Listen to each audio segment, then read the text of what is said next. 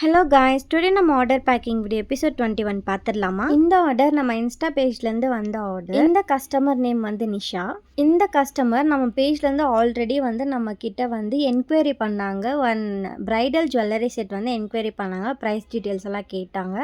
But வந்து அவங்கக்கிட்ட இப்போ அவ்வளோ பட்ஜெட் இல்லை அப்படின்னு சொன்னதால் 2 days முன்னாடி வந்து நம்ம நியூவாக வந்து கலெக்ஷன்ஸ் வந்து லான்ச் பண்ணியிருந்தோம். சோக்கர் டைப்பில் இருக்க மாதிரி நம்மக்கிட்ட அந்த ப்ராடக்ட்ஸ்லேருந்து வந்து லோட்டஸ் தீமில் பிளாக் கலர் சோக்கர் செட் வந்து வாங்கியிருந்தாங்க. அப்புறம் வந்து நான் சில செயின்ஸ் எல்லாம் வந்து நான் இன்னும் போஸ்ட் பண்ண கிடையாது. அதுலேருந்து நம்மக்கிட்ட வந்து சில செயின்ஸ் வந்து ஆர்டர் பண்ணியிருந்தாங்க. 3 லேயர்ஸில் இருக்க மாதிரி சில்வர் கலரில் 1 செயின் வந்து வாங்கியிருந்தாங்க.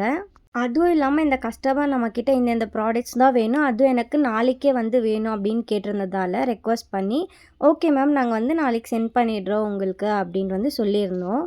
பட் அந்த கஸ்டமர் நம்மக்கிட்ட வந்து நான் எப்படி வந்து ட்ரஸ்ட் பண்ணுறது அப்படின்னு கேட்டிருந்தாங்க. அவங்க கேட்டது வந்து நியாயமான கேள்வி தான். ஏன்னா வந்து அவங்க நம்மளுக்கு ப்ராடக்ட் ரிசீவ் ஆகிறதுக்கு முன்னாடியே வந்து பேமெண்ட்லாம் பண்ணியிருந்தாங்க.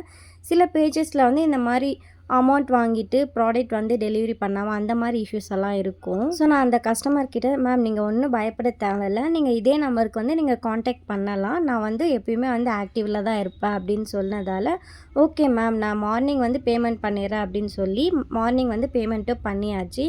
அவங்க சொன்ன மாதிரியே ப்ராடக்ட் வந்து கரெக்ட் டைமுக்கு வந்து அவங்களுக்கு ரிசீவ் ஆகியாச்சு.